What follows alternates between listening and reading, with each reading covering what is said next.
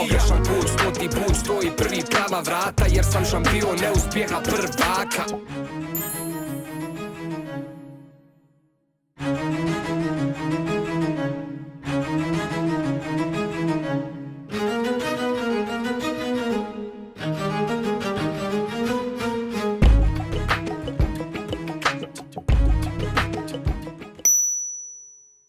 Taj tvoj odnos sa igračima,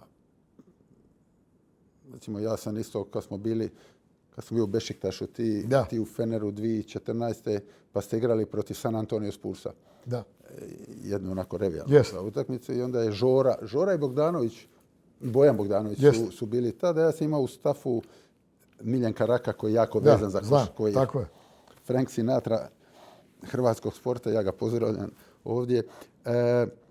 Onda je Žora pričao o tim situacijama, ali oduševljen. Pričao o tim situacijama kad se izađe vani malo, pa ga ti vidiš. Ne da je to okej, nego je dođi i sjedni sa mnom, dođi, ali sutra u Atašehiru, ko da ništa nije bilo u dvorani Fenera, eli? Rad. I to je ono što fascinira. To je, znaš, ti kažeš, što si malo prije rekao, ti kažeš, ja nisam lagan za suradnju. A istovremeno kažeš, ja nemam 2 djece, ja imam 17 djece ili 170 djece ili ovo ili ono. Znaš, to su, ovo što si rekao, ja nekad, ovo više misao nego pitanje, ali mislim da sam u pravu i drago mi je to. Ti si, s jedne strane, kad gledaš ove kratke isječke od tebi, ljudi će reći, pa i ti nekad kažeš da djeluješ, da sam sebe iznenadiš, šta je ovo? Tako je. Recimo ono Alexa, ili sad ova najnovija, hoćeš da ti razbijem tablu. U to kažeš, bože, ovo je lud. Da. Međutim, kad pogledaš nešto, podcast, ovo, dužu izjavu, da ti tu toliko empatije, toliko ljubavi, toliko pameti, toliko mudrosti, toliko energije, a smirenosti. I onda sad shvati ja, pa tvoj odnos je kompletan. I ti tražiš sve. Kad je nešto kompletno, onda ima i ovo i ovo. I Aleksa će tolerirat Aleksa da mu to radiš. Samo zato što on zna da ima i ova ljubav. Jer ja svoje dijete mogu malo čušnit po guzi. A susjedovo ne mogu. A ti možeš s njima sve upravo zato što im daješ sve. Imaš kompletan odnos. A to crpi, to troši energiju. Jeste tako, ali bez toga ne može. Makar ja ne mogu. Ja sam pokušavao igračima da objasnim, uvijek objašnjavam, dok ti pričam, interesuješ me. Da. Kad prestane ti pričam, nisi bitan. I to je to. Kad tražim od nekog, tražim. Inače, sve ove scene sa time-outa, sa ovoga, sa onoga, to je sastavni deo ovog posla, ali nije to korektno u smislu, nema ja nikakav problem da li će izaći u etar ili neće. Ali u NBA-u, koje je najbolje takmičenje, se pravi sekvence koje su dozvoljene da izađu. Šta hoću da kažem? To sve snima i onda se pusti jedan deo razgovora. Ovdje bi ja voleo da vidim da ja mogu da uđem kod nekoga u njegovu kancelariju i da ga snimam. Šta bi čuli onda? Bravo. Da. Ajde da uđemo u nečiju porodicu kad sedi za ručkom otac sa decom ili sa ženom kad priča. Šta bi čuli? Tu ima svega, to je život. Naravno, ali, znači, ja nemam nikakav problem s time. Pritom, to kome ja govorim, oni znaju i to je taj trenutak. Da se vratim na Žorinu priču i to. Ja to radim ceo život zato što sam takav čovjek. Kad smo negde van, ti si moj prijatelj, su moji najbolji prijatelji, igrači su moji najbolji prijatelji, stručni štab. Mi uživamo u životu. Kad uđem u salu, mene neko postavio tamo da ja budem taj koji daje smernice i odrednice. I to je to. I to moramo da razlikujemo. Van, mi smo jednaki. Što kaže, možda dođeš da mi sedneš na glavu, nemam nikakav problem. Kad uđemo u salu, izvini, ja sam taj koji određuje kako ćemo i šta ćemo. Naravno u saradnju. I vi imate pravo da mi kažete, pogotovo igrači, mislim da je ovako, pa ćemo na kraju da idemo istom linijom svi. Ako krene jedan ovamo, onda je to javašluk i od tog posla nema ništa. I ja dajem igračima, ali naravno da tražim. I to je upravo to. Jesam zahtevan, ali imam pravo kad sam zahtevan, ja ti dajem sve ti dajem. Imam pravo da tražim od tebe. Jer to je jedini način da idemo. Da li ima veća sreća nego da sad smo se vratili posle ova 2 dana Na aerodromu nas čeka ujutru, koliko je bilo, 2:30. Ne znam koliko navijača Partizana. Pre 2 sedmice isto je to bilo. Još i više bilo. Bilo je 5 ujutru. Da li neko od nas ima pravo da ne stavi prst na čelo i kaže, ej, zamisli kako je ovo lepo što mi radimo kad ovoliko ljudi usrećujemo. Je li ima nešto lepše? A nema, izvanredno. Sportovi, ova usporedba. Je li koristiš druge sportove? Ne, naravno da je ista motivacija. Ne u tom smislu, u taktičkom smislu. Znaš, bio je pokojni Ivić, je koristio rukomet. Što je zgodno, znaš, izaći na igrača koji ima loptu, ovi drugi prave korekciju, ostavljaju strane slobodne za krila, tako i taj jedan rad na manjem prostoru, ali isti princip kao u nogometu. Ili izbornik Engleske Southgate je koristio NFL za neke prekide i za neke situacije. Da, razumijem. Jel ti to, jel pratiš sport? Svaki vrhunski sport je vrhunski i najlepši za gledanje, jer šta je suština vrhunskog sporta? Da ti kad gledaš, pomisliš mogu ja ovo. To je nešto što je fascinantno. Ja znam za Ivića da je iz košarke uzimao pressing. Hajduk u to vreme, ja sećam toga, igrao čak i pressing na celom terenu i tako dalje. Sad verovatno ja neću da ulazim u što kažu fudbal, zonske odbrane i tako dalje, kako to izgleda, kako se brane sad svi sa 10 igrača i tako dalje. I od Guardiola i verovatno ti znaš da golman treba da bude sa nogom dobrom i sve to. Ali imam sreću da imam prijatelje u svim sportovima. Ja imam dosta drugara, pre svega iz vaterpola. I pričam dosta s njima. Naravno da je vaterpolo specifičan sport. Vujović, Veselin je bio nekad najbolji igrač na svetu iz rukometa, pa je postao trener, pa sam mu ja objašnjavao mom dragom Vujo, ti si bio najbolji, nemoj očekuješ od igrača da će budu kao ti što si bio. To je taj trik. Da. Agresivnost je nešto što je pre svega u ovim sportovima koji imaju kontakt, jel fudbal, košarka, rukomet, je nešto gde možeš da se izvlače neke stvari upravo iz agresivnosti. Čak i u rukometu postoje blokade, nešto je slično u košarci. Ne toliko, ali ima. I tu igra 2 na 2 i tako dalje. U fudbalu prekidi, igrači prave jednim drugima blokove. Točno. Da. Zato se to i koristi. Da. Prostor je nešto što je u košarci mnogo važno. Prostor i tajming. A mogu da zamislim kako to u fudbalu na onolikom prostoru. Koliko je tamo tek prostor važan. Ako je nama u ovom četvorouglu našem... Imate manje. Tako je. A zamisli sad u fudbalu koliko vi verovatno radite na prostoru. Tako da dodirnih tačaka naravno da postoji. Ne pričamo o taktici. A sada ne pričamo o psihologija, zajedništvo, tim i tako dalje. To je otprilike to. Ja kad razmišljam o košarci, rukometu, vaterpolu isto, vama je sredina terena je neka tranzitna zona. Tako, tamo se ne događa. Imaš ovdje napad i obranu. Tako je. I ti de facto možeš, i to radite, možeš nacrtati akciju koja će dovesti tvog igrača u priliku. Je li on sam za šut ili gol, ili je on 1 na 1, ali je najbolji i očekuješ da on to riješi. U nogometu je to teško. Drugačije, znam. Mogu ja nacrtati gol, ali... Ne, nije to, naravno. To je individualno rješenje i višak igrača. To je ono što je suština. Verovatno svakog sporta napraviš višak igrača. Zato je u vašem... Ti inzistiraš na fokusu, je li tako? Da. Fokus je najbitnija stvar. Laki koševi. Koncentracija, tako. U nas je isto tako, ali u nas je isto malo... Ti inzistiraš i onda je uvijek ono kako treniraš, tako igraš, stalno na prstima. Sad je ovaj frajer dao koš, međutim veseli se... Kontranap, primaš koš, jest. Jer, zašto? Kako ja to vidim? Vama u svakom trenutku izgubljene lopte, zakašnjela reakcija tvog igrača, da ide, ona dovodi te u neobranjiv kontranapad gdje je koš. A u nas je recimo desno krilo, ako fali je u vezni dati loptu, on može i ostati, može taj bek napraviti višak, pa će on mahnit gdje si mi je dao ono, nije ti to drago, međutim to rijetko rezultira golom. Jer ima još 9 igrača, iza ili 7 igrača, protivnički 5, puno je to lakše recimo. Sličnosti su u smislu da fudbaleri ogromnu želju imaju da trče, da daju gol. Da. Nemaju tu istu želju da se brane. Sigurno. Isto je u košarci. Svi žele da trče u kontranapad, niko ne želi da se trči nazad, da se brani. I opet se pričamo nivo lopte i opet pričamo o višku igrača u odbrani ili u napadu. Čim je više igrača, onda je sve lakše. To je vjerovatno predstavljeno na fudbal.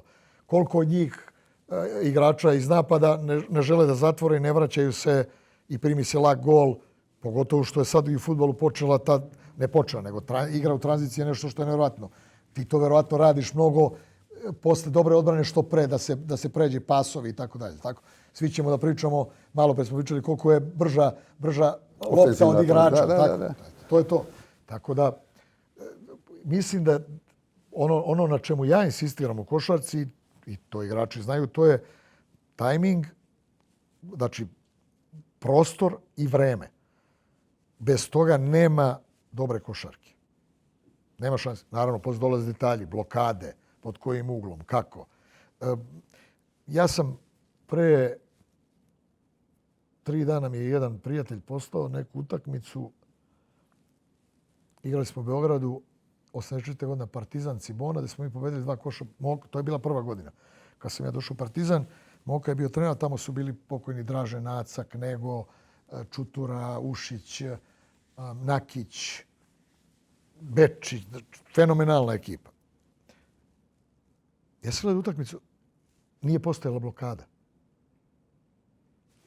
Košarka sad. I kaže, da li se košarka promenila? Ljudi. Znači, tad nije postojala blokada. Oni uglavnom zonski igraju, mi igramo zonski. Ja ne pamtim da sam sreo ove godine 2 utakmice da je protivnička ekipa probala da odigra zonu, možda 2 odbrane. Da. U cijeloj sezoni. Evo, sad smo negdje 20 koje kolo. 26. kolo. A nekad je to bilo zona i to je to. I drugo, svi su unutra. Sad sa ovim načinom... Koliko to napreduje, Te godine je promenjeno pravilo. Te godine su počela 3 poena. Linija napravljena. Posle olimpijade u Los Angelesu. To se 84. godina. I onda kad neko da 3 poena, dao je 3 poena. Sad to je, kako bi ti rekao, kao zicer. Kao ideš na polaganje u košarku. Reci mi, je li košarka, je li ona, kako bi rekao, pravedniji malo sport nego nogomet što se tiče rezultata? Recimo, često se dogodi kad mi izgubimo utakmicu, nekad pobjedimo na taj način, kad izgubimo utakmicu, da kažemo, da je ovo košarka, mi bi dobili 10 razlike, a ovako je 0-1. A čini mi se da u košarci uvijek pobjedi bolji. Ne bolji na papiru, nego bolji na terenu taj dan. Pa dobro, ima, mislim, košarka je specifična, pod broj 1 ne može završiti nerešeno. Recimo, to je, neko mora pobjediti.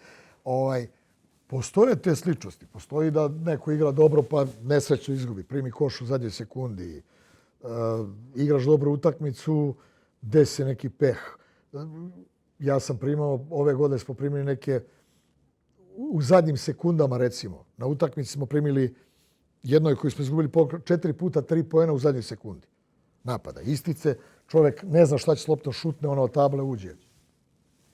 Sila neka, ko zna. Nema veze, idemo dalje. Nekad si ti imao sreće u tom smislu. Sve se to negde na kraju, da. U fudbalu, mislim da je strašna stvar, ti to znaš, da je suđenje jedan od veoma važnih faktora. VAR je uticao mnogo da to bude mnogo poštenije. Ali čak i sa VAR-om opet se neke odluke donose ili ne donose. Upitne su, da. Ti to verovatno bolje znaš od mene, ali kao neko ko gleda, običan gledalac, pa ti nije jasno. Kad se vidi očigledno, kaže VAR nije nego. Pa što niste reagovali? Istina je. A jel ti se čini, ili je to zato što ti uvijek izgleda da je lakše, da je trava kod susjeda uvijek zelenija nego tvoja, ono što se kaže. Međutim, meni se čini da je nekako lakše držati igrače zadovoljnima u košarci nego u nogometu. Tih ima, jer je manji skvod, imaš više rotacije. Ti igrača možeš... Ja svog 5. stopera, kad ću ga staviti? Da. On mora čekati svoju priliku, povrede, kartoni, loša forma, ozljede i to. A ti u košarci de facto... Možeš, da, slažem se. U košarci je to drugačije. Taj team spirit imaš je, 12 svi su igrača. važni. Tako je, 12 igrača I plus, kažem ti da je već nekoliko sezona se tačno otprilike zna da u svakom timu fale po 2-3 igrača zbog ovak kalendara, zbog povreda, zbog bolesti i tako dalje. I onda dobijaju igrači prilike. I naravno od njih zavisi koliko će da iskoriste priliku, ali se dobija, slažem se apsolutno, da je to lakše u košarci, pogotovo što je dinamični sport u tom smislu da možeš da praviš izmene. Ti kad napraviš izmenu ne možeš više vratiš igrača. I mislim da je u fudbalu dobra stvar da ste došli do toga da je to neuporedivo veći broj izmena nego ranije. Su bile valjda 2 samo. Bile su 3, na početku 2, pa 3 dugo i sad 5. S 5 već možeš da radiš šta god hoćeš i da praviš. I ranije i taktiku mijenjati sve. Tako, to daje trenerima mnogo. A u košarci je to. Znači na 2 sekunde možda ih menjaš. Sad naravno moraš da igračima objasniš. Nije izmena ono što sam i malo prepričao. Nije izmena kad neko loše igra. Nije samo ta izmena. Imaju izmene zbog jednog razloga. Tako je. I ako onda oni to znaju i ako razumeju, onda je to. U košarci po automatizmu kad primiš koš u zadnja 2 minuta, automatski možda tražiš izmenu. Izmena se pravi da usporiš ritam, da ti ovaj tim ne priđe na pressing. Kužim. Da posle slobodnih bacanja također praviš izmenu. Znači, mnogo toga ima i naravno da to treneri koriste i ovo pravilo gledanja. Nekad se uzima da se gleda jel nemaš time-out, da ne potrošiš time-out, nego tražiš, proverite mi, znaš da nisi u pravu, ali imaš priliku da igračima nacrtaš nešto na tabli. Da im daš time-out bez da zoveš time-out. Da. A reci, molim te, rekao jedan veliki trener Real Madrida, Man City, a sad je u Betisu, Pellegrini. Znam. Rekao da je njegov utjecaj na treningu, utjecaj trenera na treningu, nogometnom je 95%, ali na utakmici 5%. Da li u košarci je on veći na utakmici jer ste blizu, jer imaš, kako si rekao, zamjene, time-oute, pa kad su slobodna bacanja ti možeš nešto šapniti nekome, pa i ovi challenge, imaš više prilika da, a ti u nogometu često nakon pola sata čekaš poluvrijeme ili neku povredu veliku da kažeš. Mislim da je košarka takav sport da treneri mnogo utiču za vreme utakmice. Jer jednostavno takav sport, znači sa izmenama, sa time-outima, sa brzinom kojom se odigrava, treneri mnogo više mogu da utiču, ja pretpostavljam u košarci, nego bilo u kom drugom sportu. Ne mogu da pričam o drugim sportovima, ne znam, ali znam da mi utičemo i tekako. I da je mnogo važnije, sem pripreme koju radiš pred utakmicu, da je ono što radiš u toku utakmice da je i tekako važno. I da je tu uloga trenera neprocenjiva. I to znaju svi. Pametni igrači, to znaju odluke koje donosiš. Moraš brzo da misliš, moraš da znaš tvoj tim, da znaš protivnika, da odreaguješ na izmenu. To mi imamo u košarci, nije odgovorio kao, ne znam, sad ova igra sa 3 visoka igrača, ti igraš 3 mala, pa mora biti, imaš neki razlog što ti hoćeš 3 mala, on sa 3 visoka. I onda kad on pobedi, oni kažu nisi mi odgovorio, a kad ti ne odgovoriš, a pobediš, oni kažu ti si ga pobedio. I uvek je pobednik onaj ko je pobedio. To je, naravno. I sad imamo ove stručne konsultante i ove koji su pametni, koji sve znaju, ali naravno posle utakmice. A onda ga pitaš, a što ti malo ne sedneš na klupu? Ajde dođi da te vidim tu. Lako ćemo posle utakmice, to svi znamo. Reci mi, za trenerski posao, uvijek se priča o 2 stvari. Jedna stvar je znanje igre, košarke, nogometa, vaterpola, rukometa i drugo je psihologija, management, odnosi sa igračima. Šta je to? I sada neko je bolji u nečemu, neko kako vidiš je li ima nešto što ti je važnije? Presudnije recimo? Pa jedno i drugo je važno. Ovo je osnovno, da imaš znanje i taj autoritet znanja gdje prepoznaju pre svega igrači. Kad imaš to je prvi preduslov. Ako nemaš to, ne možeš ništa da uradiš. To ne postoji. A onda naravno ulaziš u odnos sa igračima gdje oni treba da shvate da si ti neko kome je stalo do njih i da vodiš računa o njima. Ali da na kraju krajeva ono što ja njima stalno podvlačim, moj interes je onaj koji je iznad svih, a to je interes tima.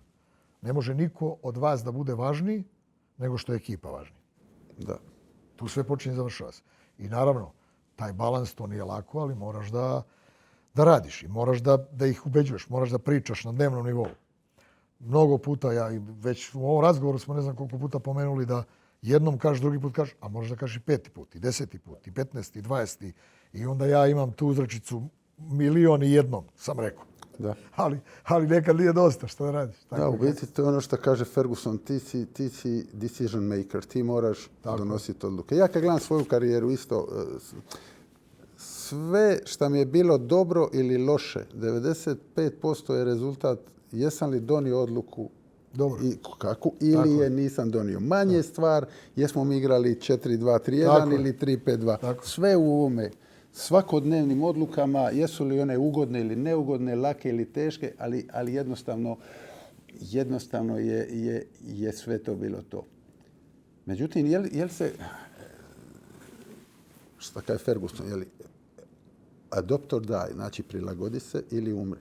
Pričao si malo prije. Da. Koliko se promijenio posao, ne u smislu sad igrača, ovo što smo pričali, nego u smislu zahtjeva od uprave i od navijača i i od medija. Kad svi sve znaju, ovaj novi mentalitet koji ja vidim po svojoj djeci, koji hoće ono sveto trojstvo, daj mi sad, daj mi sve i nastavi mi davati, stalno mi daj. Pa nestrpljenje postoji i to je posao naš koji je takav kakav je.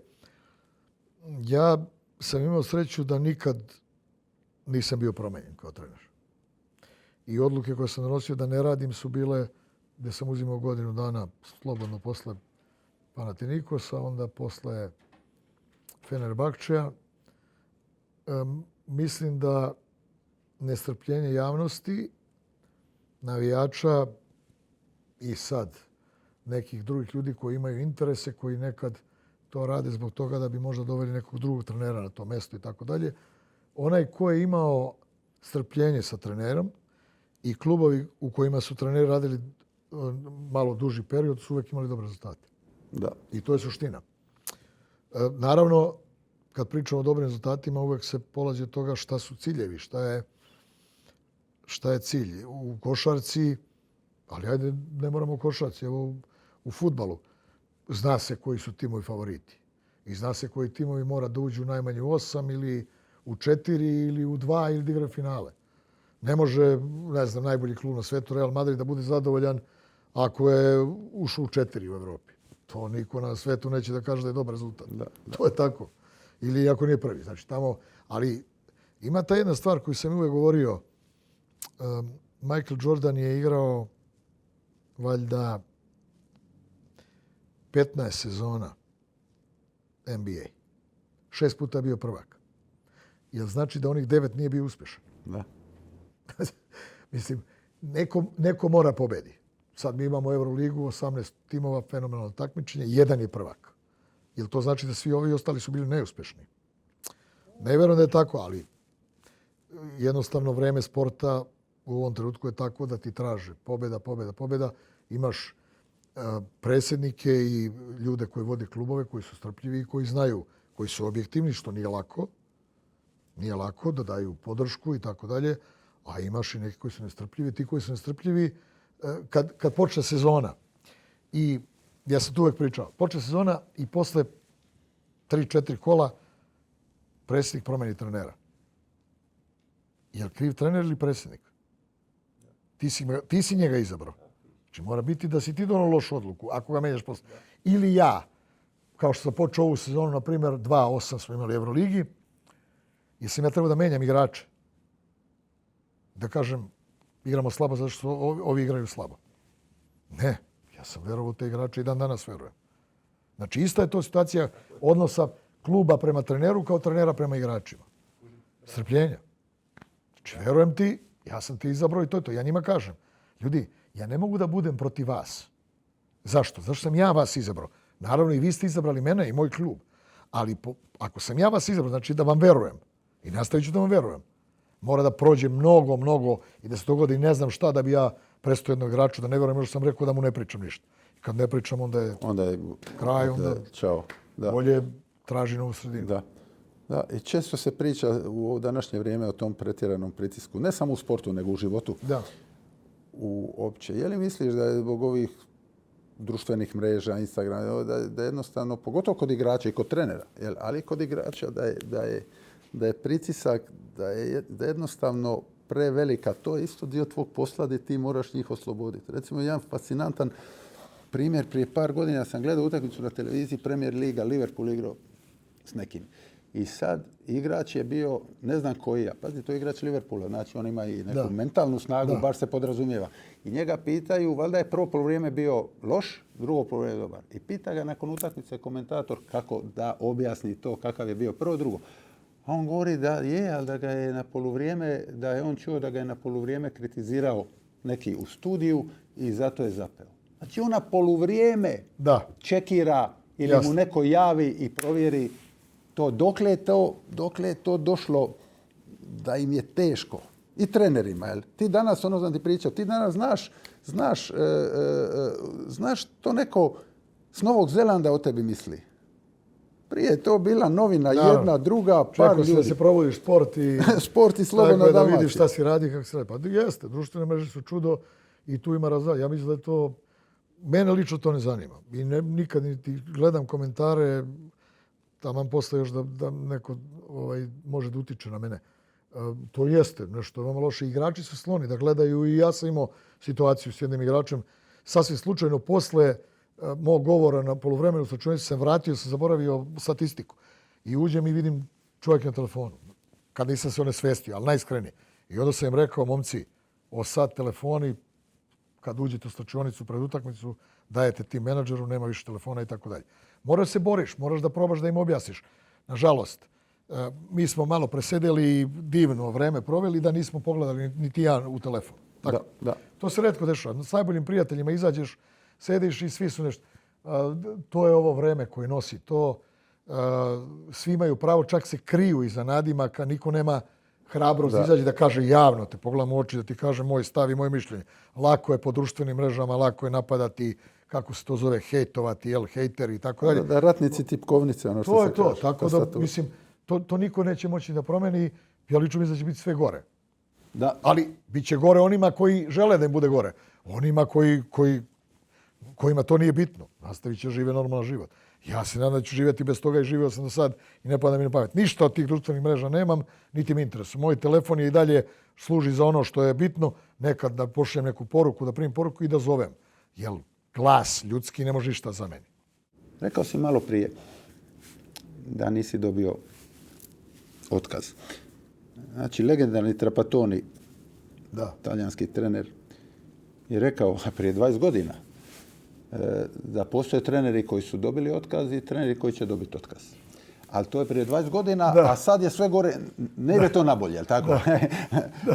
I sad me interesira, ti, s jedne strane, ti si i najtrofejniji trener, ti si jedini možda uz Guardiolu u ovom sportu, na ovom nivou koji nije dobio otkaz. Iz vanka. Čak kad pratiš, ko ja recimo, kao fan, kao tvoj put izgleda bezbolan i savršen, onako, kad gledaš sa strane. Tako da možda nisi najmeritorniji za pričat o tom dijelu posla, kad te načmu, pa kad počnu po kuloarima, pa je li nije, pa te smijene, pa ti sebe počneš preispitivati, znaš, sumnjati, ovo ono. Dakle, međutim, sigurno je bilo, je li bilo velikih kriza, je li bilo, ne poraza je bilo u finalima i u polufinalima, i u ovome i u onome. Ali je li bilo dužih perioda kad si osjetio da slabiš, da ti je situacija ugrožena, kad ti je bilo najteže? S kim se tad savjetuješ? Jel voliš biti sam, stožer, familija? Pa bila je jedna situacija jedne godine kad smo par utakmica redom igrali loše i ja sam rekao mojim saradnicima, mislim da je to, ja više nemam uticaj na igrače,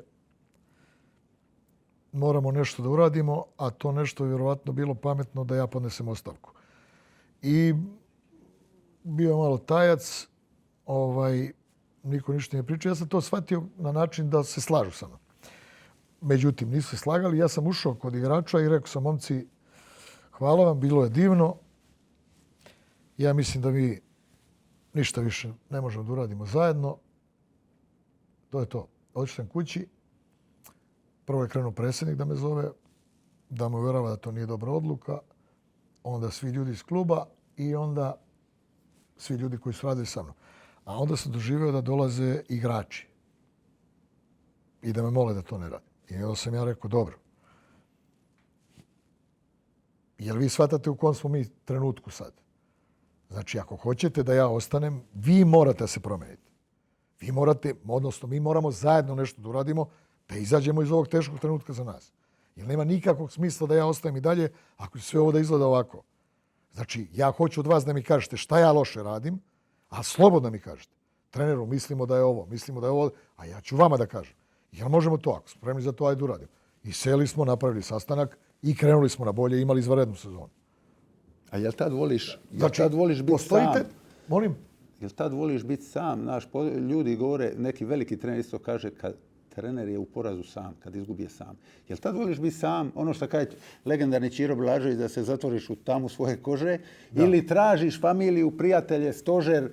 Ne tražiš. Ja sam sam i razmišljam i uvek postoje ljudi kojima verujem i ti ljudi se uvek pojave u tom trenutku. I sa njima razgovaram i ja pokušam. I ta odluka koju sam donosio bila odluka u interesu tima. Nisam imao problem sa sobom. Da završi sezonu, kakve veze? Ne, nego to je bilo u interesu tima. Što mi je žao, ja sam s tim ljudima, to je bio klub u kojem sam ja dosta radio. I da li je došlo do zasjećenja, da li nije. Posle se pokazalo da nije, jer smo napravili rezultat i te godine. I tako dalje. I očigledno da neki, sad bi ja to mogu da nazovem, neki trenutak šoka. Neko je nekog morao šokirati. Da li sam ja njih šokirao što sam rekao ja odoh, ili su oni meni šokirali što su rekli nemoj treneru, mi tebi verujemo, želimo da ostaneš s nama, i tako dalje, onda ovi ljudi iz kluba i tako dalje. To ti da neku dodatnu energiju i dodatnu neku motivaciju. To je u tom trenutku bilo tako. Ali ja sam stvarno bio mišljenja u tom trenutku da bi bilo možda najbolje da odem. Na sreću imao sam ljude koji su mi verovali, i saradnici, i svi iz kluba. I eto, ispalo je tako kako je ispalo. Nije to kraj sveta i da se napravi nešto tako. Ja uopšte ne mislim da je kraj sveta sutra da budem smenjen. Ne bi volao da bude u Partizanu, naravno.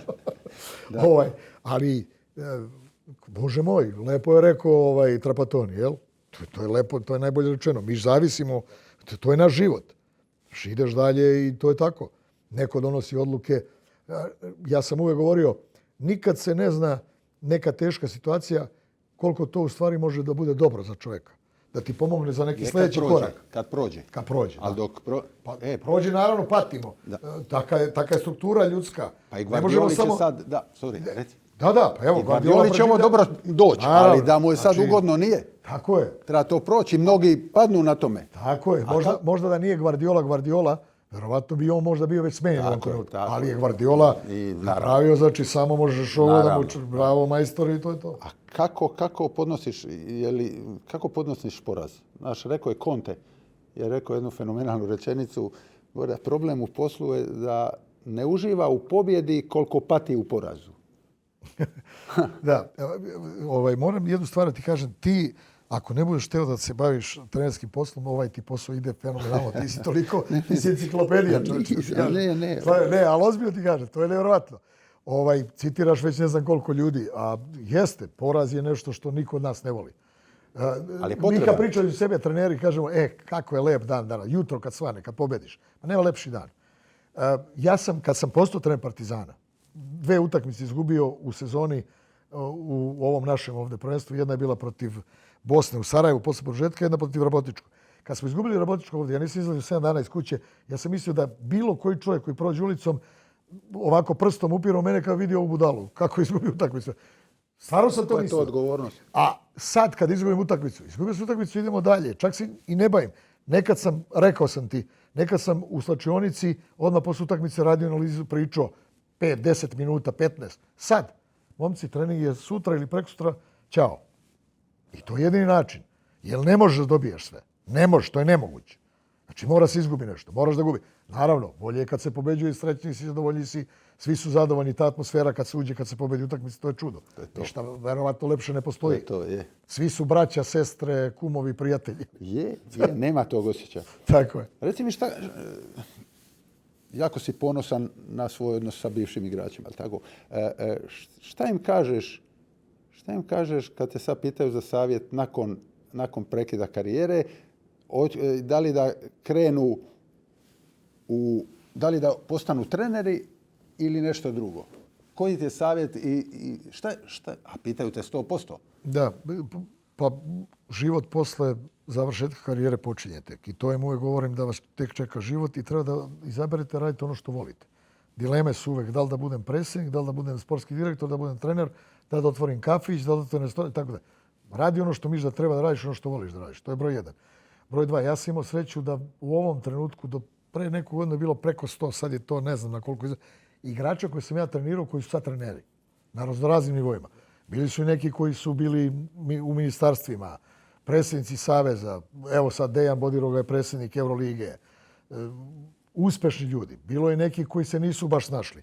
Bilo je neki koji su zalutali i otišli u neke druge sfere života, a da meni nije jasno zašto, ali to je njihovo pravo. Ja sam uvijek bio otvoren za njih i uvijek im govorio ono što mislim da je dobro za njih, ali uvijek sam im govorio, još jednom ću ponoviti, radi ono što voliš da radiš.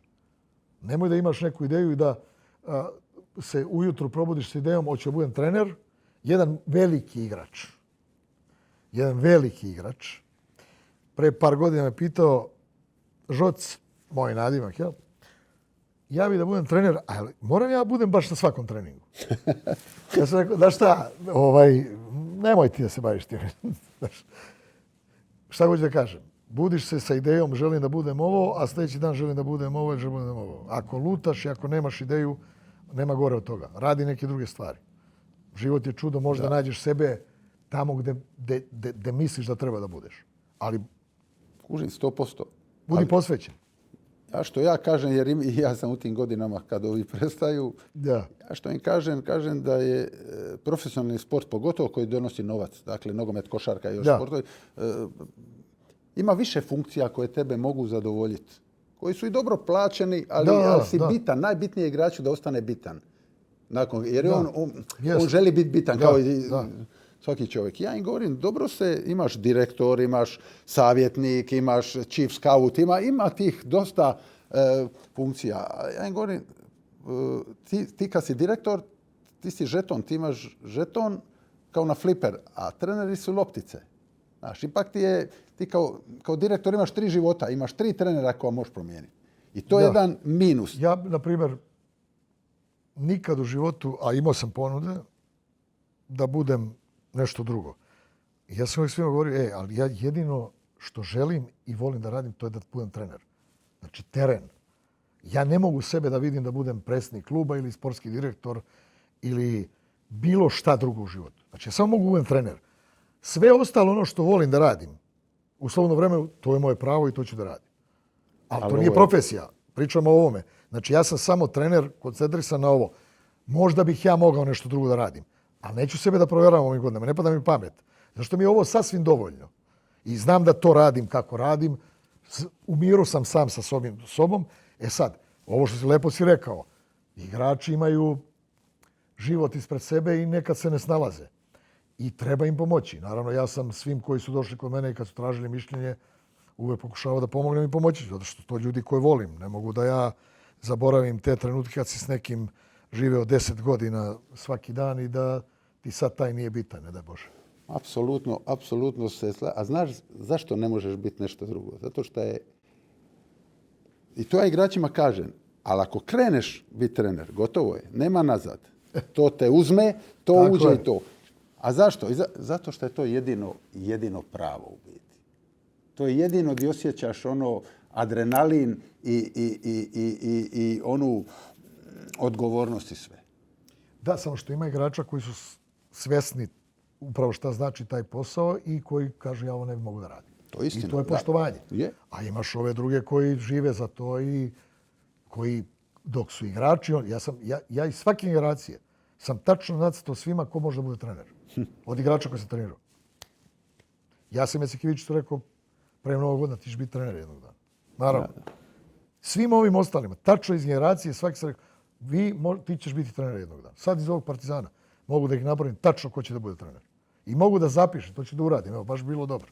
Da zapišem da tipujem ko će da bude trener. Da, sad si pobjedili ste Spanuli se, ali tako? Sad Monako je ta utakmica. Fascinantno je.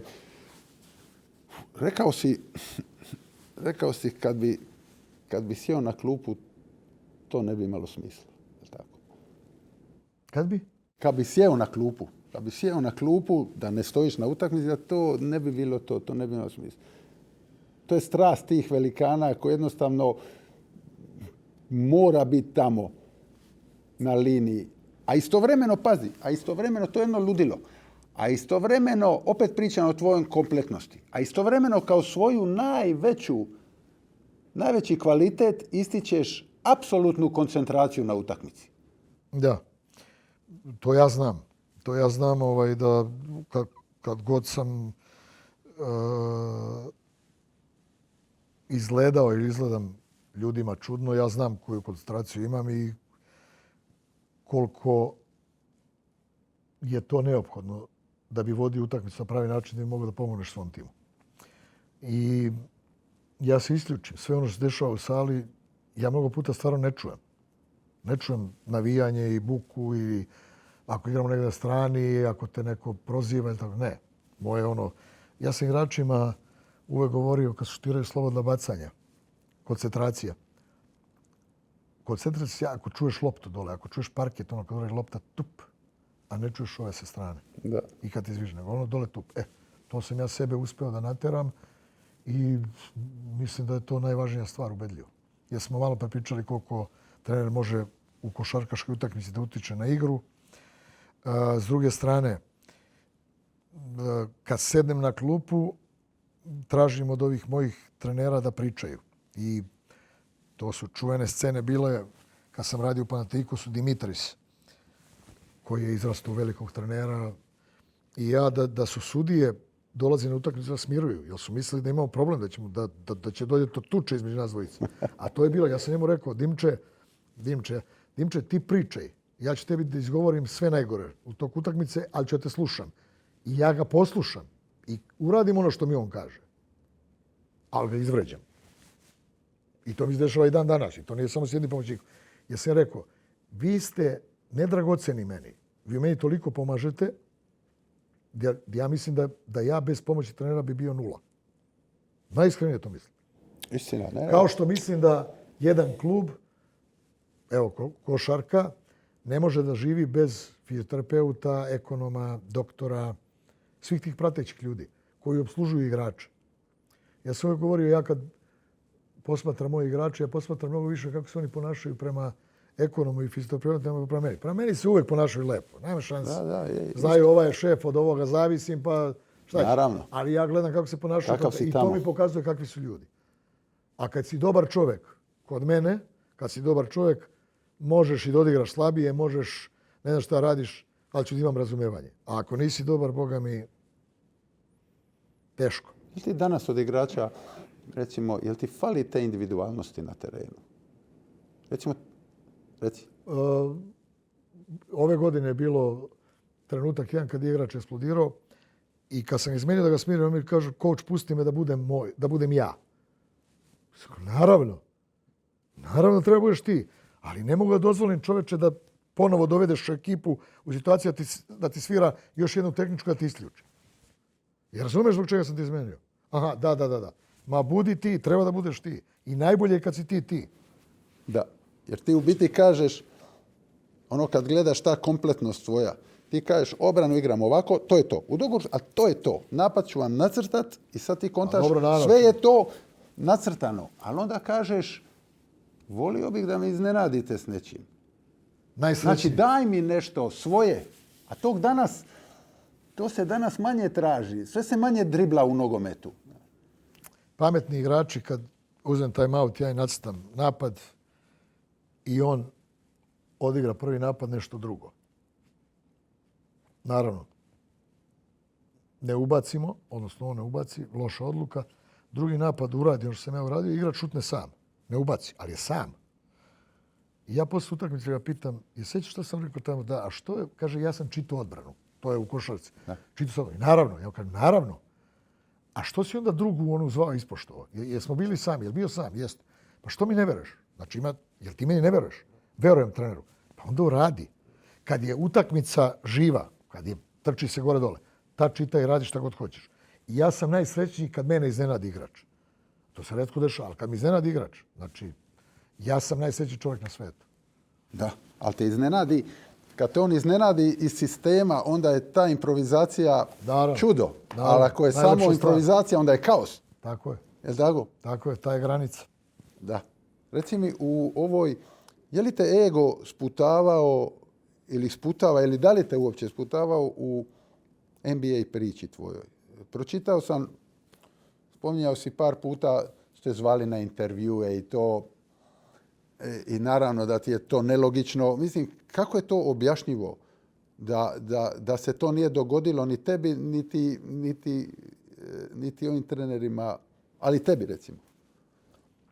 Pa ne znam, ja realno najiskrenije nikad nisam bio u situaciji da je neko ozbiljno razgovarao sa mnom. Bila je samo ta jedna situacija kad su me zvali na taj neki intervju, da sam ja malo manje više u šali rekao intervju se daju novinarima. Svi oni znaju ko sam ja i tako dalje. I ta priča o adaptaciji i tako dalje. Mislim da svaki trener u Evropi koji je na nekom nivou Evrolige da može da bude trener u NBA-u, ali to je stvar tih ljudi da ti daju poverenje. Svi mi smo svesni i znamo kako se grade odnosi i prešeno s jednog nivoa na neki drugi. Naravno da je NBA malo različit, ali nije to ništa drugačije. Imao je taj izraz Joe Dumars, moj veliki prijatelj, koji je rekao košarka je univerzalna i košarka je ista svugde. Tako da nisam imao ponude i nisam je nešto ni trčao. Ja sam presrećan ovde. I bila mi je Evropa, destinacija, počeo od Badalone, Madrida, Treviza, Atine, Istanbula i evo sad se vratio ovde gdje sam posle 28 godina došao kući. Moje sreće nema kraja. Ja živim život koji volim, okružen sam s ljudima koji me poštuju, a uz to još imam i tu ljubav. I ovo kažem, imam dovoljno ljubavi ljudi za koji znam da me vole, a ovo je nešto ekstra. I gdje god sam radio, bio sam okružen poštovanjem, a i ljubavlju. I onda mi nije trebalo ništa to da trčim i da ego koji spominješ da se dokazujem kao ja ću da radim.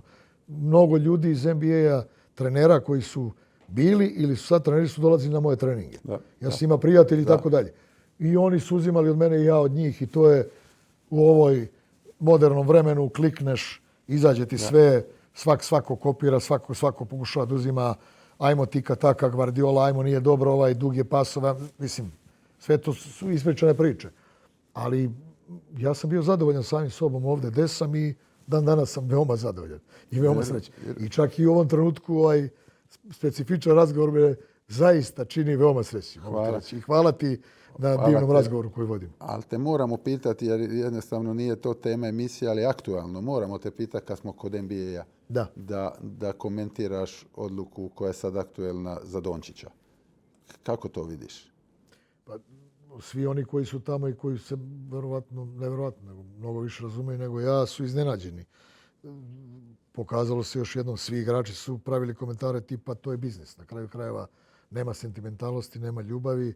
Da je pre 5 dana nego što se to desilo neko pomenuo tako nešto, vjerojatno ga pomenuli da nije pri sebi, da je za psihijatriju ili šta god. Da tako nešto ne može se dogoditi, ali eto, dogodilo se. Koji su interesi, kako, zbog čega, procene, vreme će pokazati. Da li je taj menadžer Dallasa bio u pravu ili nije bio u pravu, ko to zna, ali će sigurno neki novi igrači u Dallasu dobiti priliku. Luka će dobiti priliku da pokaže svoj nevjerojatan talenat i sve ono što ima u Lakersima. Kako će to izgleda, to je tako. Ali opet kažem, biznis. Da. Biznis iznad svega i po tome NBA najbolja liga. Ja sam imao prilike da provedem mjesec i nešto dana u Detroitu. Ta organizacija je čudo. To je nešto što je nevjerovatno i oni vjerovatno o svemu vode računa.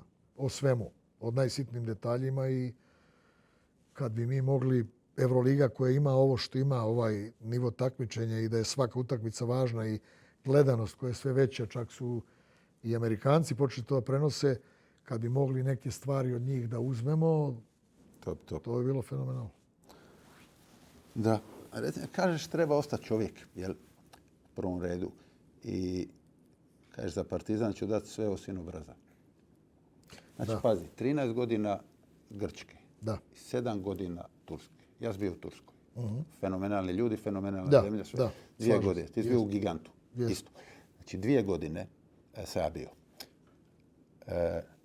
7 godina, 13 godina u Grčkoj. Ali pustimo to. 7 godina Turske. Ostati u Fenerbahčeju 7 godina. Ne može samo ako si dobar trener. Bili su treneri, bio je Ziko. Svoje prvenstvo Ziko, pa je morao otići. Znači, moj susjed je Aziz Yildirim. Da, moj predsjednik. Aziz te na poluvrijeme smijeni. Da, znam. Nisi ti baš osvojio 7. Da. Jel te to, kako to objašnjavaš? Jel te to čini posebnim da te jednostavno gdje god dođeš, ljudi te poštuju, cijene, vole? Ispalo je tako.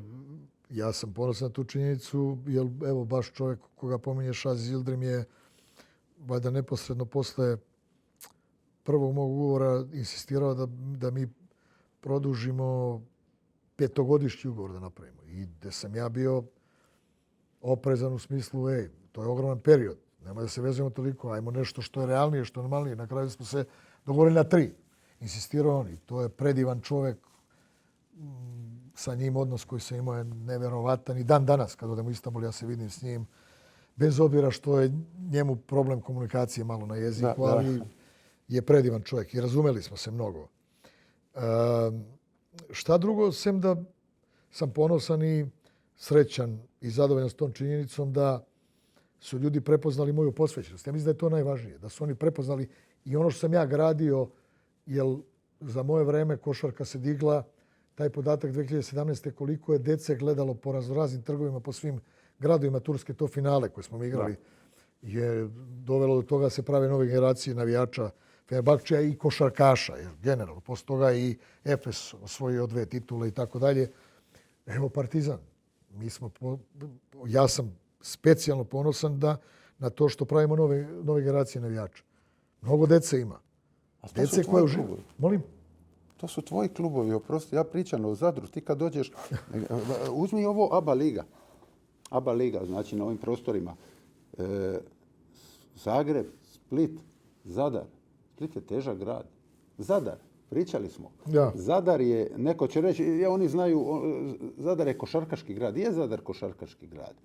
Međutim, Zadar je isto tako grad koji je propatija jako puno u ratu. Najviše s još par gradova. U Zadru, i nisu zaboravili to ljudi, to je bilo, nažalost, nedavno, da tebe u Zadru onako dočekaju. To nema, nisi trener Zadra. Da. Ja lično mislim da, ajde sad, ljudi znaju trenera Željka Obradovića i te neke rezultate i tako dalje, ali ono što si pominjao malo pre, obraz i valjda iskrenost i neki stavovi koje imam su pretpostavljam doveli do toga da se ljudi tako ponašaju prema meni i u Splitu, i u Zadru, i u Zagrebu. Ja sam uvijek bio svoj i uvijek ću biti svoj. Da. Uvijek sam govorio ono što mislim. Nikad nisam išao na terene za koje mislim da nisam spreman. Ja verujem da živimo živote gdje je sticaj okolnosti odredio da se neko rodi ovdje ili onde. Da smo pre svega ljudi.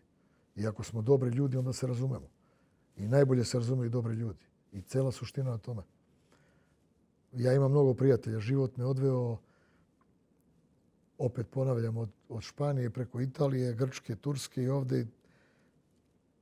Prijateljstva koje sam stekao su nezaboravna. I uvijek postoji dobri i loši ljudi. U svakom gradu, u svakom selu. Ja se vraćam u Čačak, u ulici gdje sam živeo od 65. godine, kad je moj otac pokojni napravio kuću. Preko puta živi čovjek kojim sam prijatelj od te godine i koji je moj kum. Oni su i dalje moji. Svi oni, njih nekih 30-ak, su dobili od mene poklon sezonske karte za utakmice Partizana. Svi. Jer ja ne mogu, pošto sam siguran da je on u situaciji obrnuto da bi on meni to isto radio. I to je to. Znači, rođen si negdje, živeo si s tim ljudima i dan danas ih voliš. Život te odveo ovdje, onda imaš te prijatelje. Aziz Yildirim, prijatelj za ceo život. Da ne pričamo o svim gradovima gdje sam radio. I pomenuo sam ti, ajde, upravo možda je to sad ta situacija, taj rođendan koji sam slavio 50 i sa 850 gostiju. To je bilo iz cele Evrope. Svi su došli. Ja sam napravio nešto što je bilo humanitarnog karaktera i nikad to neće moći zaboraviti. To ljudi upravo je to valjda najveće bogatstvo koje jedan čovjek može imati. Bravo. I dobro, nakon 28 godina, kako si rekao malo prije, vraćaš se kući i kažeš ja letim. Ja sam u svom gradu, ja radim ono što volim kući. Da. Pa evo i ovaj razgovor koji ti ja vodim, valjda ti pokazuje koliko ja volim da pričam o košarci i o svemu tome. Tu sam, da, u Beogradu. U jednom trenutku je, zahvaljujući Zoranu Saviću, koji je bio direktor kluba, i predsjednik Ostoje Miljević, oni su bili uporni, godinu dana zvali stalno i na kraju sam ja u jednom trenutku sam sa sobom imao razgovor i rekao ili sad ili nikad. I eto, to sad je bilo fenomenalno i sad se osjećam fenomenalno. Živimo bajku ovo sa Partizanom zato što cilj koji imamo ispred sebe je da Partizan bude stalni član Evrolige. To nam je najvažniji cilj i radimo na tome. Da mi je neko rekao da će to da izgleda ovako kad sam uzeo Partizan, da ćemo da imamo najveću gledanost, ubedljivo.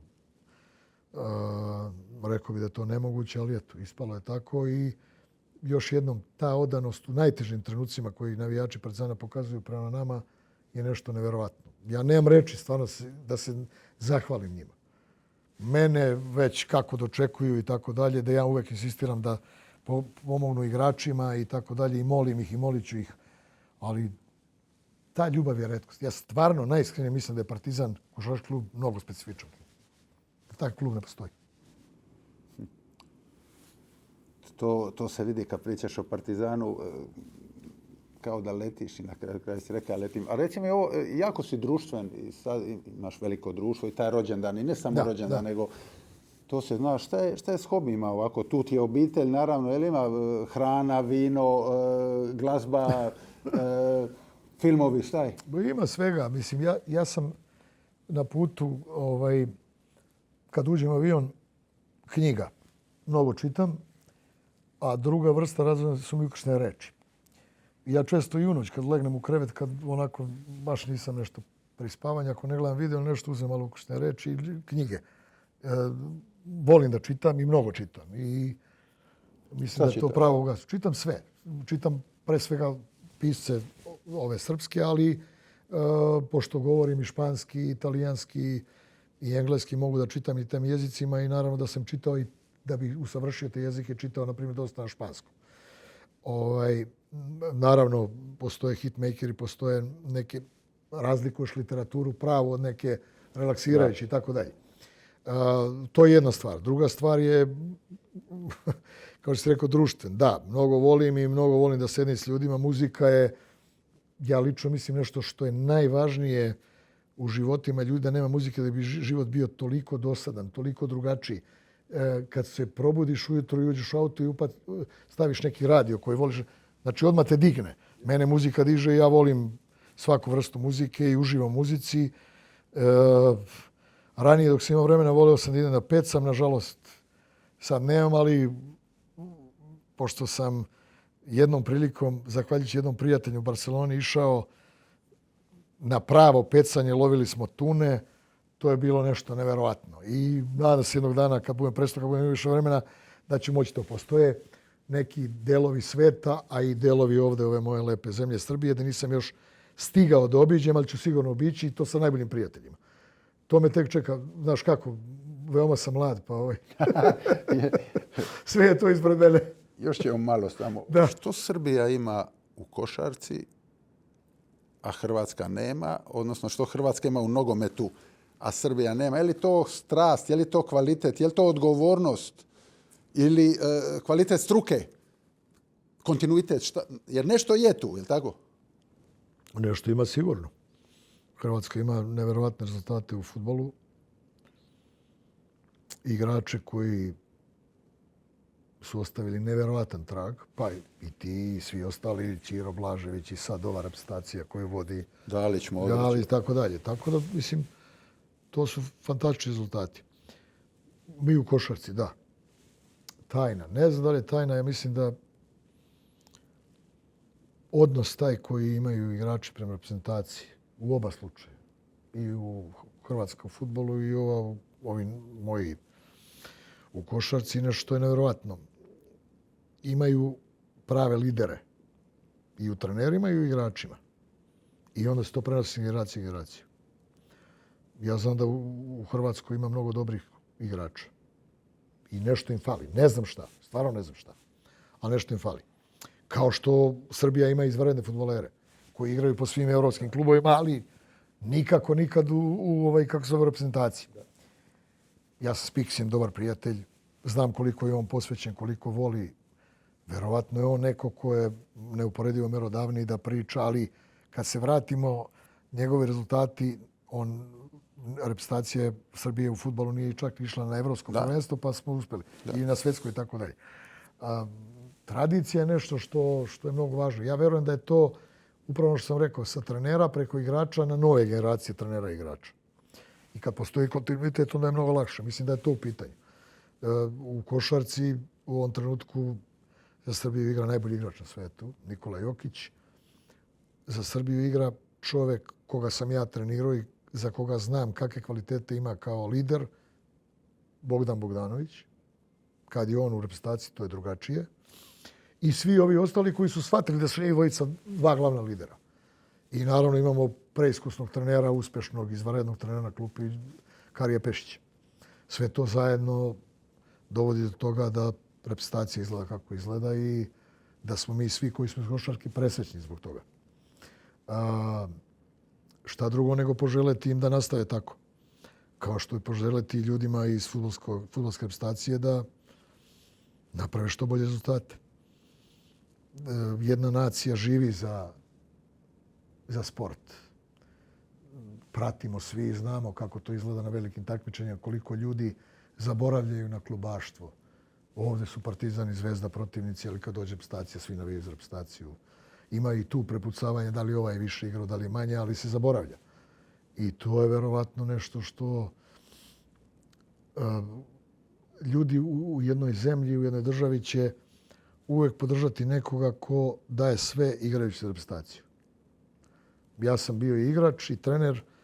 Nikad ništa nije moglo se poredi sa time nego kad dođeš na pripremu reprezentacije i kad si deo onoga što je reprezentacija. Zato se i zove ti reprezentuješ jednu zemlju.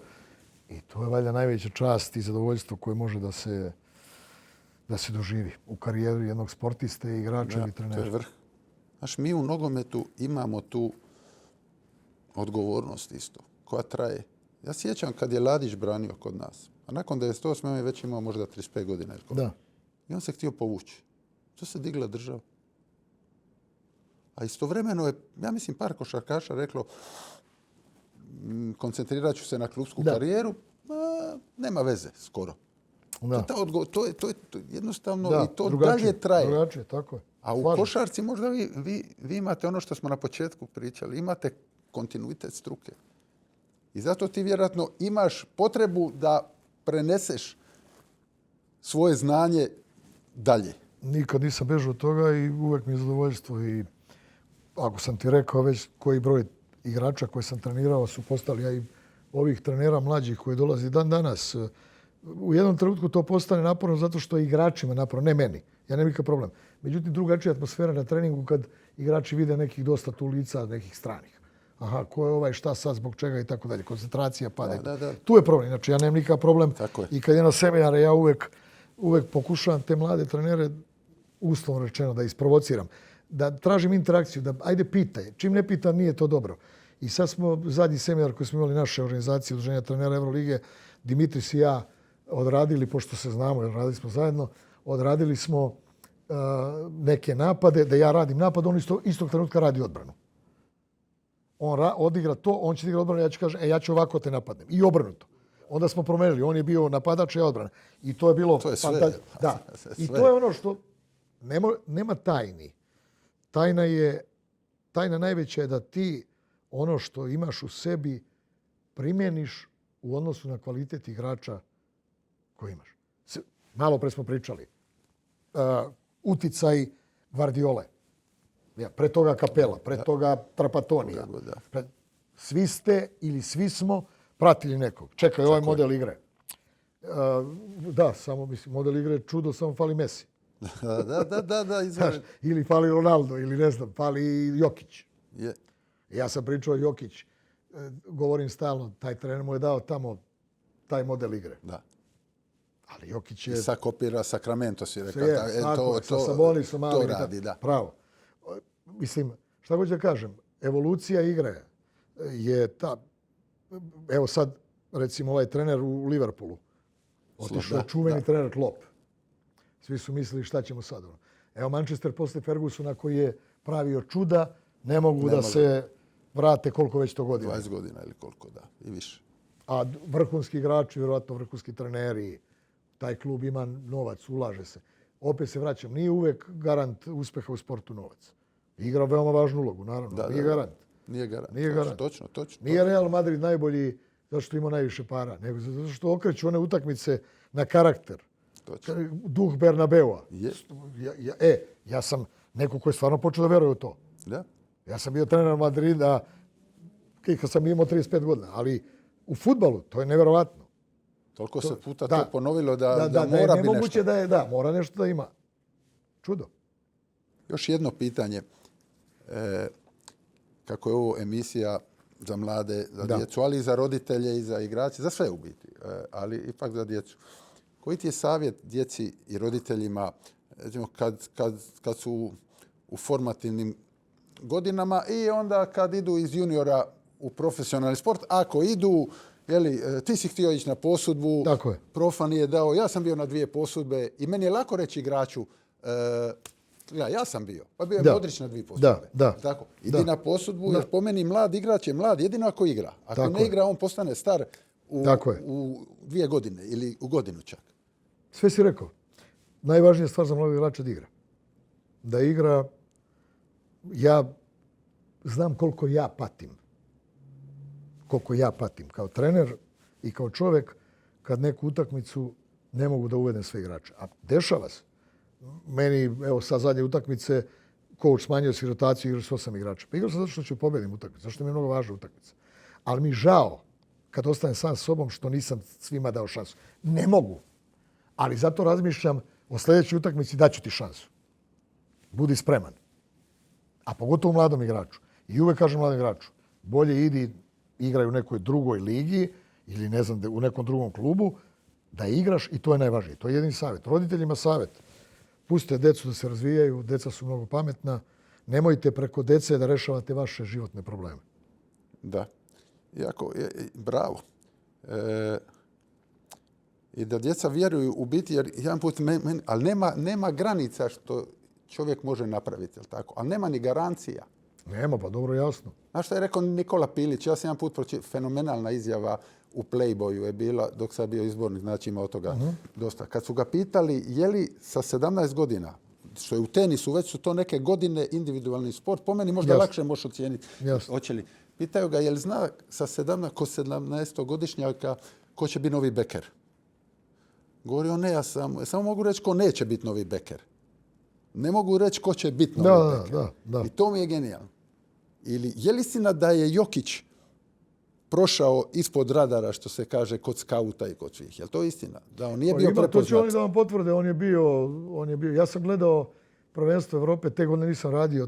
To je bilo u Češkoj, u Pragu, kad su oni igrali finale protiv Amerikanaca svjetskog prvenstva, Micić i Jokić.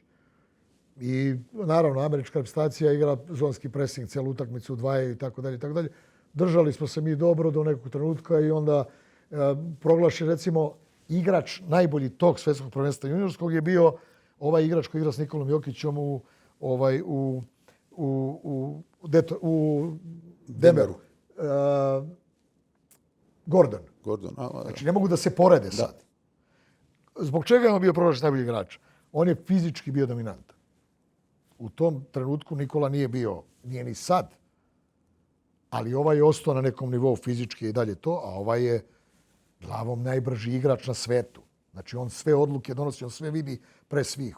On igra, ono što sam malo pregovorio sa Bonisom, on igra šah. On čovjek je kompjuter. To je nevjerovatno što on radi. To je nevjerovatno. Znači, koja je to inteligencija košarkaška? On se po tome razlikuje. Drugo, on nije slučajno te šuteve koje on uzima. On radi na tome. To svi pričaju. Ja sam bio neiznenađen kad sam pročitao, odnosno pre 3 godine ili 4, ja sam držao neki seminar, igrali smo o Opatiji, Partizan. Držao seminar i video sam njega da su oni istovremeno radili prestaciju u velikoj sali, mi u maloj. I ja ga pozdravim, gde si Nikola, kako si majstore, Treneru, gledao sam vaš seminar iz Opatije. Mogu da vam kažem da se slažem 95% stvari, onih 5, ali meni oni kada ti se Nikola ne slažeš sam sa sobom mnogo. On je, dečko, ja sam bio neverovatno iznenađen činjenicom da je on gledao moj seminar. Znači ja sad pričam posvećenost. On je gledao neki seminar. On koji je najbolji igrač na svetu, koji dominira i tako dalje. Znači on voli košarku. On je čovjek koji živi za košarku. Kako god to izgledalo, njega vjerojatno nerviraju novinari, ne žele da priča i tako dalje. Ali to se vidi u svakom pokretu njegovom na utakmici. Koliko vam posveća. To je to što si rekao sad. Znači, ima rad, ima talent. Gordon je prepoznat, Jokić nije. Da li ti se čini da je u današnje vrijeme talent malo podcijenjen? Kao da se, naravno da je rad, ali ne možeš, ako nisi talentiran, teško ćeš. Slažem se. Šta je talent? Talent je da kad vidiš nekog da si sposoban da preslikaš, nekog najboljeg. To je talent broj 1. Nijedan talent nije uspeo ako nije nastavio da radi. Da. A onaj ko je radio i ako nije imao talent je došao do nekog nivoa. Tako da su to opet balans i treba. Ako si talentovan i radiš, onda je to čudo. I to je Jokić. To je i Bogdanović. To je i Bojan Bogdanović. Svi su oni završili tamo da završili. Da ne pričam sad ranije, ta generacija su ja imao sreće da igram Toni Kukoč, pokojni Dražen Divac, Paljo, Rađa, pa posle ovi Danilović, Đorđević, tako dalje. Iako prije je u doba Jugoslavije je čak talent na ovim prostorima bio zanemaren i omalovažavan. Rad je bio omalovažavan. Govorio, neka oni trče, mi znamo. Čini mi se da je danas se sve mjeri po parametru fizike. Pa dobro, promenilo se sport, sve je brže, sve su igrači skočni i tako dalje. Međutim, u košarci na kraju, ja sam izlazio ranije i gledam ove moje igrače i sad su svi tamo neke gume, istežu se.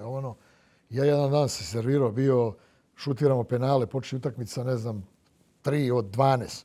I ja kažem, znaš šta, aj one gume malo slonite, uzmite bre loptu. To je košarka, treba se ubaci lopta kroz obruč. Nemojte mi više ovo. Ali, naravno, u ovom procesu treninga i igranja utakmice i putovanja igrači vode računa o telu. Moraju da vode računa sve to. Jasno zbog čega se radi. Esencija sporta je ono što sam ja rekao, kad izađe igrač na terenu nikad ne stane u stav, nego uzme loptu da šutne i da ubaci. Što više ubacuješ, lakše će da ubacuješ. Samopouzdanje, kako se tiče? Tako što šutiraš kad te zaboli ovde već. To je Kića pričao. Nisam izlazio dok me ne zaboli ruka ovde. Kad me zaboli, onda izađem s terena. Nije bilo dalje 500 ili 1000. Nema veze. Ko je šutirao najbolje slobodnjake? U fudbalu, tako? Onaj ko je ostajao i ko je radio i odmah. Pa to je to. Ko je radio biciklu, dribling u fudbalu, tako? Točno. To je ovo što si rekao malo prije. Automatizam i to je to. To je ovo što si rekao malo prije, isto ta posvećenost ili commitment, kao ta... Naravno. Bilo što da radiš, bio ti Jordan, Modrić, Obradović, Ronaldo, Tesla, De Niro. Naravno. Ta posvećenost, ali to nije rad. To nije rad, to je obsesija. To je obsesivnost. Možemo i tako da nas... Je tako? Tako. Eto. I to je to. Željko, za kraj ja moram nešto reći. Stvarno si jedinstven. Ja ne mistificiram posao. Ja se s njim bavim. Svi uspješni imaju u datom trenutku poguranac, sreće ovo. Neki imaju više, neko manje. Ali neki su bolji u nekim stvarima, neki su bolji u nekim drugim stvarima ili gori. Ali ti si jedinstven. Ti si, znači, i najtrofejniji trener u sportovima s loptom i izvanredan čovjek. Jednostavno, jedinstven i kompletan. I znači, ti si u isto vrijeme hladan i rezolutan, ali topao i očinski. U isto vrijeme si i u jednu ruku si proračunat, pragmatičan, to ćemo tako, ali s druge strane emotivan i strastven, racionalan i intuitivan. I to je teško objasniti, osim da kažeš da si kompletan. I znaš ko je to objasnio najbolje? Po meni, Duško Vujošević. Jedan super trener i čovjek jako mudrog razmišljanja. Koji je rekao, citirat ću ga, kaže, imam prijatelja Voju Stanića, slikar, ima 98 godina. Govori, Vojo kaže da bi čovjek trebao imati 2 života. Prvi da živi, da griješi, da se na njemu uči, bla, bla, bla. I onda drugi da živi kako treba, bez greške. Govori, Željko je ovo drugi život. Sve ovo što se njemu događa, kako se on ponaša, kako je to posloženo, koje odluke donosi, on je već živio. I to je jednostavno tako. Da, znam za tu Doletu izjavu. Hvala ti. Malo pred sam teo da te prekinem da ti kažem uz ovoliko komplimenata da ću ja početi polako da dobijam onu boju moju sa utakmice. Da crvene ćeš me. Hvala ti mnogo. Ovo nije prvi put da ti pričaš o meni tako. Ja se sjećam kad si bio u Turskoj i kad si davao te izjave i kao što smo pričali u velikom gradu Istanbulu u odnosu na obaveze koje ste imali, koje sam imao, pa nismo uspjeli da sretnemo. Ali evo, život je uradio, zahvaljujući ovim ljudima koji vode ovaj fenomenalan projekat. Meni je ovo bilo neverovatno zadovoljstvo da razgovaram s tobom i stvarno mislim da ono što sam ti rekao nije šala, da si ekstra talentovan za ovaj posao, da imaš i načitanost i pripremu koja je retka.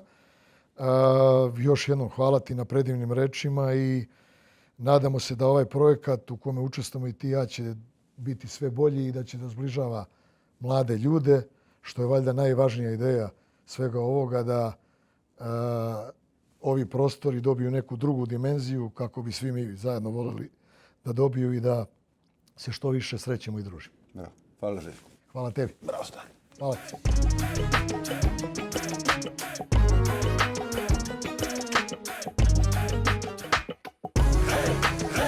Nikad poraz, samo lekcija. Pogrešan put, 100. put, stoji prvi prava vrata, jer sam šampion neuspjeha prvaka.